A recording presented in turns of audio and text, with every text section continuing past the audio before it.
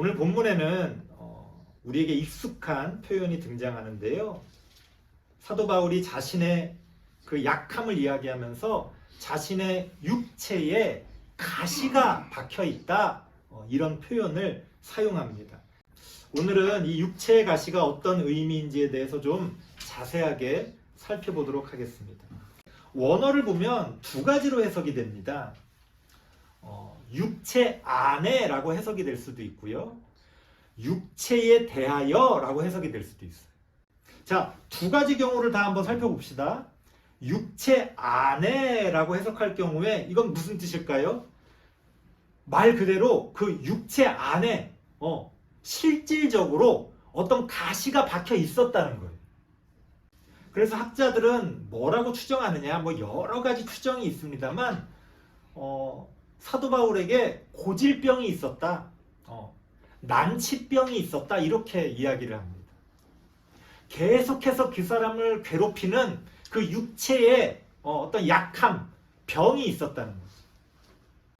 자, 또 다른 방향으로 해석을 해보겠습니다.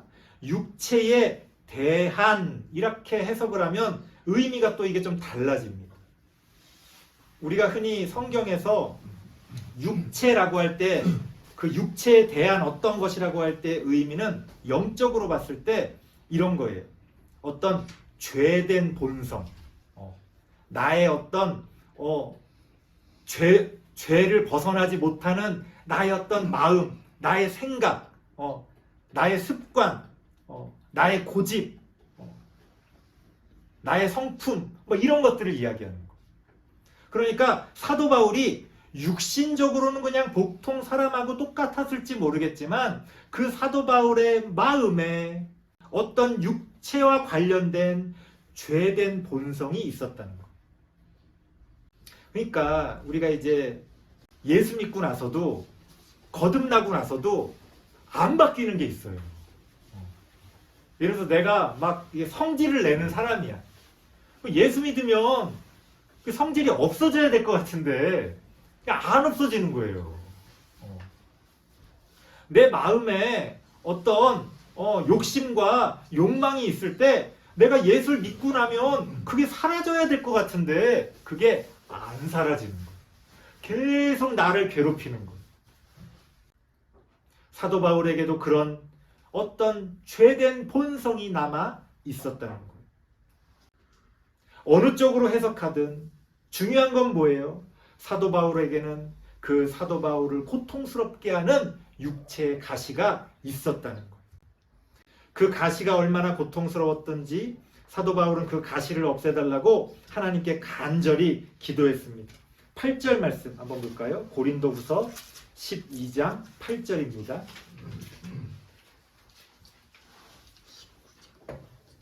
고린도후서 12장 8절 시작. 이것이 내게서 떠나가게 하기 위하여 내가 3번 주께 간구하였더니. 당연히 사도 바울이 기도했겠죠. 우리도 어딘가 아프고 고통스러우면 저절로 기도가 나오잖아요. 여기서 3번 기도했다는 것은 이걸 이제 이것도 이제 해석이 다양해요. 실제로 3번만 기도했다고 주장하는 학자들이 있고, 어떻게 3번만 기도했겠냐. 많이 기도했는데 그거를 우리가 3-4번이란 말 있잖아요. 그냥 3번 기도했다고 표현한 거다. 이렇게 이제 학자들도 갈려지는데 저는 후자 쪽입니다. 그러니까 나도 아파 보니까 어떻게 3번만 기도해요. 그렇죠? 아플 때마다 기도가 나오잖아요. 3번만 기도했을 것 같지는 않아요. 어떤 이제 학자들은 이 3번을 이제 예수님의 겟세마네 기도의 그것과 이제 연결시켜가지고 진짜 3번이었다, 이렇게 주장하기도 합니다만 저는 그랬을 것 같진 않아요. 저는 이제 후자 쪽 해석입니다. 이 3이라는 숫자가 이제 완전수라고 불리거든요. 그러니까 3번 기도했다는 건 내가 기도할 수 있는 모든 것을 그 누구보다도 많이 기도했다는 거예요. 그러니까 쉽게 말하면 할 만큼 했다는 거예요. 그러니까 지금은 더 이상 기도하지 않지만 왜? 이제는 이 가시가 하나님이 내게 허락하신 거구나 내가 감당해야 될 거구나라고 생각해서 이제는 더 이상 기도하지 않지만 그 전까지는 내가 할 만큼 누구보다도 많이, 누구보다도 간절하게, 누구보다도 다양한 방법으로 기도했다는 거예요. 새벽 기도도 나가서 기도해보고, 철야 기도도 해보고, 산에 가서도 기도해보고, 기도 잘해주신다고 하는 분에게 가서 기도도 받아보고, 아마 할 수 있는 거는 다 해봤을 거예요. 우리는 안 그랬겠어요? 그렇게 했는데 중요한 거는 하나님이 그 사도 바울의 기도를 들어주시지 않았다는 거예요. 이게 이제 놀라운 사실입니다. 사도 바울이 어떤 사람입니까? 기적을 일으키는 사람입니다. 불치병을 고칠 수 있는 능력 있는 사람이었어요. 죽은 자를 살리는 기적을 일으키는 사람이었어요. 그런데 자신의 병은 고치질 못하는 거예요. 사람들이 어떻게 생각할까요? 사도 바울도 그게 너무나 고통스러웠을 거예요. 아니 하나님, 내가 하나님의 일을 이렇게 감당하고 하나님의 복음을 전하고 하려면 남들이 볼 때 좀 은혜가 돼야 될 텐데 왜 하나님 나에게 이런 육체의 가시를 주셔서 하나님의 영광을 가리십니까? 그러면 하나님이 그거 그냥 고쳐주시면 다 해결되는 문제잖아요. 하나님이 그거 채워주시고 강하게 만들어주시면 너 좋고 나 좋고 모든 사람이 하나님께 영광 누릴 텐데 왜 하나님은 사도 바울의 기도를 들어주시지 않으셨을까요? 왜 하나님은 사도 바울의 그 육체의 가시를 허락하신 걸까요? 오늘 본문에서는 그것에 대해서 두 가지 이유를 말해주고 있습니다. 첫 번째는요, 7절 말씀 같이 한번 다시 읽어보겠습니다. 고린도후서 12장 7절입니다. 시작. 여러 계시를 받은 것이 지극히 크므로 너무 자만하지 않게 하시려고 내 육체의 가시 곧 사탄의 사자를 주셨으니 이는 나를 쳐서 너무 자만하지 않게 하려 하심이라. 뭐예요? 너무 자만하지 않게 하시려고 육체의 가시를 허락하셨다는 거예요. 사도 바울이 뭘 그렇게 자만하고 교만했다고 하나님은 육체의 가시로 그렇게 사도 바울을 묶어두신 걸까? 성경을 보면 사도 바울이 그렇게 막 교만하고 자만하는 사람이 아닌 것 같은데 성경이 뭐라고 말해요? 단지 사도 바울이 교만했기 때문이 아니라 7절 첫 번째 부분을 보니까 사도 바울이 받은 계시가 지극히 크므로 하나님이 육체의 가시를 허락하셨다는 거예요. 아까도 말씀드렸죠? 사도 바울이 하나님께 받은 능력이 컸기 때문에 이 신약 성경 대부분을 사도 바울의 편지가 자리 잡고 있잖아요. 하나님께 받은 계시가 컸다는 거예요. 지금 우리가 살펴보는 이 뒷부분 말고 오늘 본문의 앞부분을 보면 사도 바울이 나는 세 번째 하늘에 다녀왔다 이렇게까지 표현합니다. 세 번째 하늘이라는 건 당시에 그 유대인들의 생각 가운데서는 하늘을 이제 과학이 없던 시대잖아요. 하늘을 셋으로 나눠서 봤어요. 첫 번째가 이렇게 구름이 떠다니는 이렇게 파란 눈에 보이는 하늘. 그 두 번째 하늘은 어딘가 물이 가득 차 있어서 비가 올 때 물이 떨어지잖아요. 그러니까 물로 가득 차 있는 두 번째 하늘. 그리고 그 위에 천사와 하나님이 계시는 세 번째 하늘. 그래서 이 셋째 하늘이라는 말은 쉽게 말하면 우리로 치면 천국에 갔다 왔다는 거예요. 사도 바울이 당시에 천국 갔다 왔다는 사람들이 많았어요. 그러니까 사도 바울이 야 너희들이 천국에 갔다 왔다고? 자기도 그런 이야기를 하는 거예요. 하지만 자세하게 얘기하지 않습니다.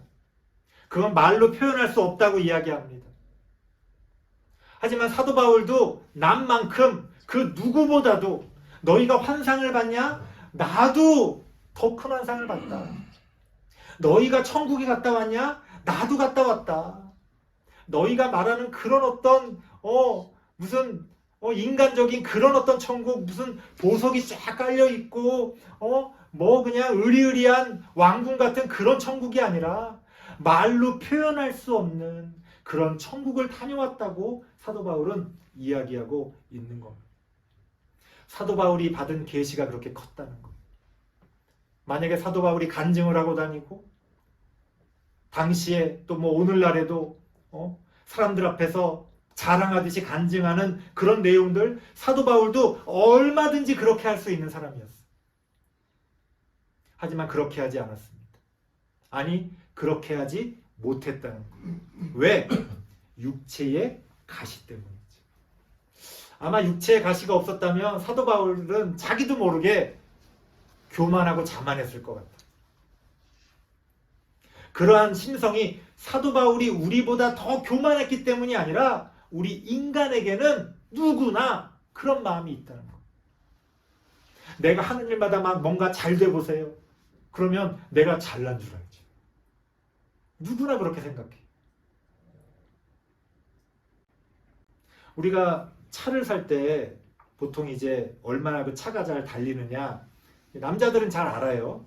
이제 최대 출력, 몇 마력이냐 막 이런 거 봐요. 최대 토크, 너무 이거 차가 이거 사실은 뭐 웬만큼만 돼도 우리나라에서 운전하는 데는 아무 문제가 없는데도 더 큰 출력, 더 높은 속도, 제로 100, 100km까지 몇 초 걸리나 막 남자들은 막 그런 거 차 살 때 그런 거 따집니다. 그런데요, 놀랍게도 아무도 브레이크를 따지지는 않아요.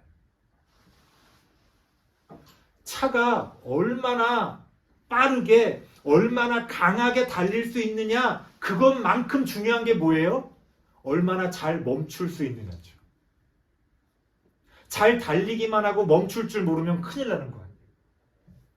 근데 우리는 차 사면서 브레이크 성능이 어떤지에 대해서는 별로 관심이 없어요. 잘못된 거지. 그래서 기본기를 잘 만드는 회사일수록 눈에 보이지 않지만 그런 브레이크라든가 이런 그런 거 눈에 안 보이는 거거든요. 뭐 어떻게 표현할 수 없잖아요. 그 뛰어남을. 그런데 그런 거에 더 기술을 집중시킵니다. 사람도 마찬가지입니다.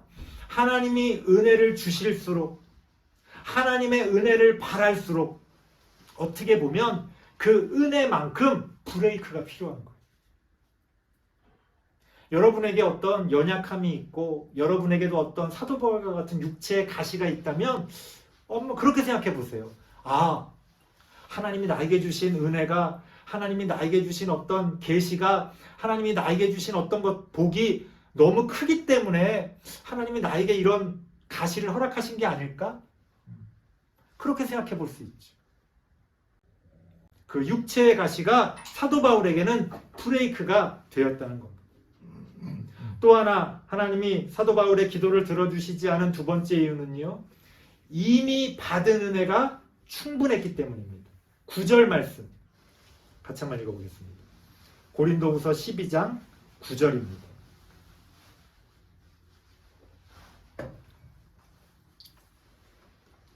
같이 읽겠습니다. 시작. 나에게 이르시기를 내 은혜가 내게 족하도다. 이는 내 능력이 약한 데서 온전하여 짐이라 하신지라. 그러므로 도리어 크게 기뻐함으로 나의 여러 약한 것들에 대하여 자랑하리니 이는 그리스도의 능력이 내게 머물게 하려 함이라. 왜 하나님이 사도 바울에게 기도를 들어주시지 않고 육체의 가시를 빼주시지 않았을까? 이미 받은 은혜가 충분했기 때문입니다.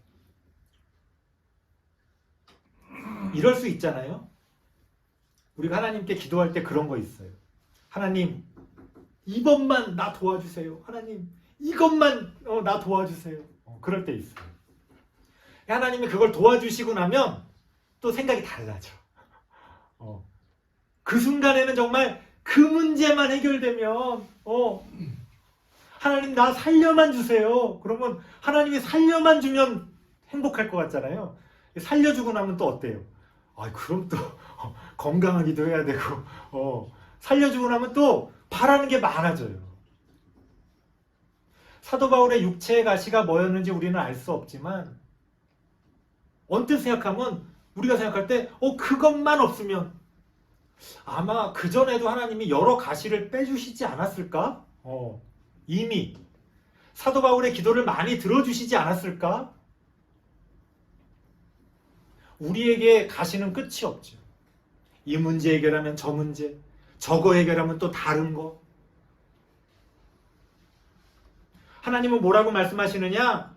너가 받은 은혜가 이미 족하다, 충분하다 이렇게 이야기합니다. 우리가 하나님의 뜻을 감당하고 하나님의 사역을 감당하기에 이미 충분한 은혜를 받았다는 거예요. 하나님 이것만 좀 더해주세요. 아니, 이미 받은 은혜가 충분하기 때문에 더 필요 없다는 거예요. 그럼 왜 우리는 더 필요하다고 생각합니까? 내 욕심이죠. 내가 잘 가르치는 사람인데 잘생기기도 하면 더 좋잖아요. 내가 잘 가르치고 생기는 것도 나쁘지 않은데 건강하기까지 하면 더 좋잖아요. 오래 살면 더 좋잖아요. 돈도 많으면 더 좋잖아요. 우리는 끝이 없어요. 하지만 하나님은 뭐라고 말씀하시는 거예요? 지금 네가 이미 가지고 있는, 내가 이미 너에게 준 그 은혜로 충분하다는 거예요. 뭐가 그렇게 충분했을까요? 우리 앞부분에서 사도 바울에 대해서 이야기할 때 사도 바울이 고생한 이야기 살펴봤잖아요. 별로 그렇게 충분한 것 같지 않은데 왜 하나님은 충분하다고 하실까? 9절에서 그 이유를 이야기합니다. 내 능력이 약한 데서 온전하여 짐이라. 하나님의 능력은요, 인간적인 강함에 있지 않다는 거예요. 지난번 설교에서도 말씀드린 것처럼 오히려 약할 때 하나님의 능력은 더 온전해진다는 거예요. 내가 연약하고 내가 부족하기 때문에 우리는 하나님을 찾습니다. 내가 약하고 고통스럽기 때문에 하나님께 기도하고 하나님을 의지합니다. 내가 아픈 데가 없고 내가 가진 게 충분하고 그럼 하나님 필요 없죠. 천국도 필요 없죠. 이 땅이 천국인데. 나에게 그러한 육체의 가시가 있기 때문에, 그러한 고통이 있기 때문에 오히려 하나님의 뜻이 내 안에서 온전해질 수 있다는 것. 우리의 마음은 그렇잖아요. 하나님이 이거 해결해 주세요. 저거 해결해 주세요. 이거 채워 주세요. 이거 강하게 해 주세요. 우리는 그걸 하나님의 영광이라고 생각합니다. 하나님은 그렇지 않다는 거예요. 진정으로, 진심으로 하나님을 사랑하고 하나님을 의지하고 진리를 옳다고 생각하고 그 옳은 것을 좋아하고 그것을 따라 살려고 하는 우리의 그 마음, 우리의 그 믿음, 하나님은 그 중심을 보시기 때문에 우리 생각에는 뭐가 다 채워지고 강해지고 보기 좋고 그래야 뭔가 하나님이 일하시는 것처럼 느껴질지 모르겠지만 실제로 하나님의 뜻은, 하나님의 능력은 그렇게 드러나지 않는다는 거예요. 내 능력이 약한 데서 오히려 하나님의 뜻은 온전하여 진다는 겁니다. 여기에 기독교 신앙의 신비와 비밀이 담겨 있습니다. 이게 바로 십자가의 신앙이라는 거예요. 그렇기 때문에 하나님께서는 사도 바울의 기도를 들어주시지 않았다는 겁니다. 설교를 마무리하겠습니다. 우리에게도 사도 바울과 같은 그런 가시가 많이 있을 겁니다. 우리가 기도하는데도 하나님이 들어주시지 않는, 이미 내가 가지고 태어난 바꿀 수 없는 그런 것들. 왜 하나님은 우리에게 그런 가시를 허락하셨을까? 남들은 없는데, 남들은 다 괜찮은 것 같은데 왜 하나님은 나에게 이런 것들을 주셨을까? 성경이 우리에게 분명히 이야기합니다. 우리로 하여금 자만하지 않게 하시려고. 그게 나에게 브레이크 역할을 한다는 거예요. 또 하나, 이미 받은 은혜가 족하다는 거예요. 오히려 내가 그렇게 부족하기 때문에 내 안에서 하나님의 뜻이 더 온전하게 이루어질 수 있다는 것. 오히려 나에게 그런 육체의 가시가 있기 때문에 나의 삶에 다양한 열매들이 맺어질 수 있다고 성경은 이야기합니다. 사도 바울과 같이 그러한 육체의 가시를 붙들고 여전한 믿음으로 하나님께 나아가는 우리 모든 성도님들 되시기를 바랍니다. 기도하겠습니다.